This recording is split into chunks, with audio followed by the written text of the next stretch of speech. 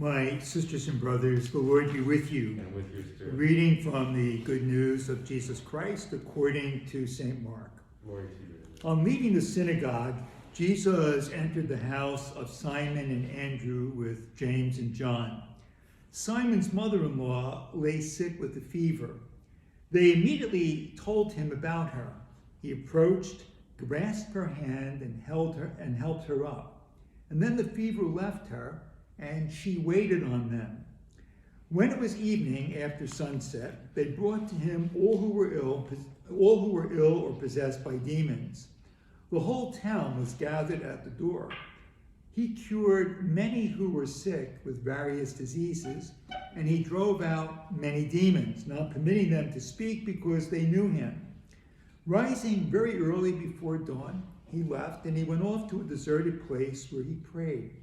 Simon and those who were with him pursued him, and on finding him said, "Everyone is looking for you." He told them, "Let us go on to the nearby villages, that I may preach there also. For this purpose have I come." So he went into the synagogues, preaching and driving out demons throughout all of Galilee. The good news of our salvation. Praise to you, Lord Jesus. And so, my brothers and sisters, when bad things happen to good people. You've heard the phrase before. It's a title of a book by Harold Kushner, When Bad Things Happen to Good People. And it's the age-old question, why do people suffer? Why do we have troubles and difficulties in this world? And really, there are no free lunches. And in some respects, we could also say, it's very simple, life simply is not fair very often. That's how it is, right?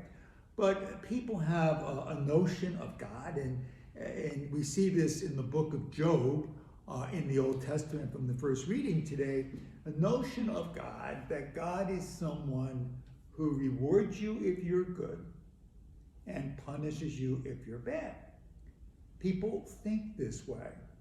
So, for example, I had friends of mine who went to a gambling casino, I think in Atlantic City. They go to church every week, and they lost, I think, $1,000. And they went with people who don't go to church, and they won $3,000. So they called me, "Why did this happen?" Right? So they're expecting to be rewarded because they're good. I'm not opposed to rewarding people when they're good, but simply doesn't work that way, right? And that's really what happens in the book of Job. In the book of Job, the Jewish people are dealing with revisiting or revising their image of God.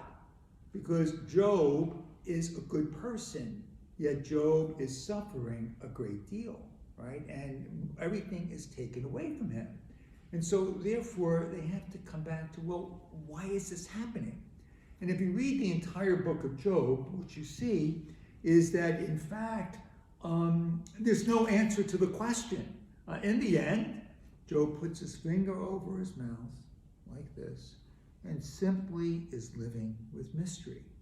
And so there's a lot that cannot be explained. Be careful of anyone who has too many answers, because we live really with the questions.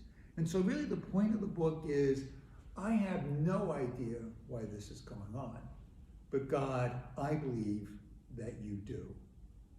Now, as we move into the New Testament and we move into the gospel text, and Jesus bringing about the kingdom, as we heard in the gospel that I proclaimed to you, he begins by healing Peter's mother-in-law, which, by the way, I read recently that Peter never forgave him for doing this, right? So, by the way, I apologize to all the mother-in-laws out there. Next week, we'll do father-in-law jokes, so not to worry. He heals Peter's mother-in-law, right? And so what I ask you to note, the woman had a fever. Now, today, we're used to the idea of fevers. In the first century, they didn't know what to do with fevers. Remember, they didn't have all of the medical technologies that we have today. And if you had a fever, they also thought that in some way you were possessed by a demon. So this is a very, very bad thing that happens to Peter's mother-in-law. She has a fever, right? But Jesus heals her. And what I also ask you to notice is two things. he heals her on the Sabbath. Now, this is the inbreaking of God's kingdom. This is very important. Now, Jews were not supposed to do anything on the Sabbath. Jesus does it anyway. This is important because we can get caught up in a rules and regulations religion. And I'm not against rules and regulations, but ultimately that's not what it's about, right? It's an inbreaking of God's kingdom. And in fact, he's saying that, we read later on in the Gospel of Mark, that the human person, the Sabbath, the human person is not made for the Sabbath is made for the human person. And so, therefore, Jesus, it's a reordering of things. He does this on the Sabbath. The other thing I'd ask you to notice is that what happens? Once his mother-in-law is healed, what does she do? She immediately goes and she starts waiting on tables. She starts sharing with others what God has given to her. And ultimately, that is what God's kingdom is about. God comes to bring us freedom and life and healing. And as we receive God's gifts, we're called now to share them with others. So what does this have to do with us in the here and now? Well, we have a collective fever going on right now, don't we, with COVID-19.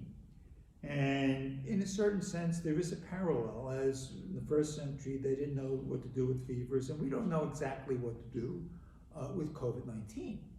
And it's very interesting.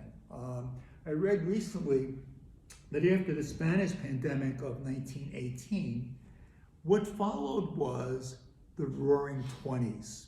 This is before my time, but it was the Roaring Twenties. So all of a sudden, after the Spanish pandemic, people go wild. They're spending all kinds of money, and it's the beginning of the Roaring Twenties. Now, they're predicting that supposedly at the end of this pandemic, we'll have something like that. There'll be a spending spree, and people will be anxious to get out there. Now, I want to suggest, and by the way, I'm not necessarily opposed to this, but I want to suggest that really it's not about that. That in fact, as we experience God's healing, gradual though it might be, the point is that now we're called to share God's gifts with others. I was fortunate enough just yesterday to get the vaccine, the first dose of a vaccine. So I say to myself, what's the point of this? Do I get this just to protect me? Or do I have this vaccine now? By the way, I didn't get it because of age. They told me I was too young. They wanted to prove my age when I got in there, right? So it's not about protecting me. But we get this so that we can help other people. So now I have a greater freedom to go around even more, right? And so therefore, this is the point. It's not just looking inward to what my needs are, but how do we now reach out to others with a greater spirit of generosity? And so God's kingdom is about healing.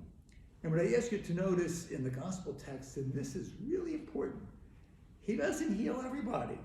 He doesn't cast out all of demons. The word that's used in the text, many. He casts out many and heals many, but not all. Why? Because he wants to leave the rest of the work to us. See, our work is to continue the work of God's kingdom, right? And simply what I would suggest is this. How do we do this? Bring about God's kingdom in the world that we're living in right now with this collective fever going on. Bring about God's kingdom. Our role is to become experts in compassion. Experts in compassion. And compassion comes from two Latin words, cum and patior, to suffer with. Experts in compassion. And that's what Jesus came to teach us. And so, friends, look at your hands. God has given you these hands so that you can bring about the kingdom. But even more so, he gives you a heart. And he gives you and me a heart so that we can do the work of God's kingdom. And how do we do it? We do it by becoming experts in compassion.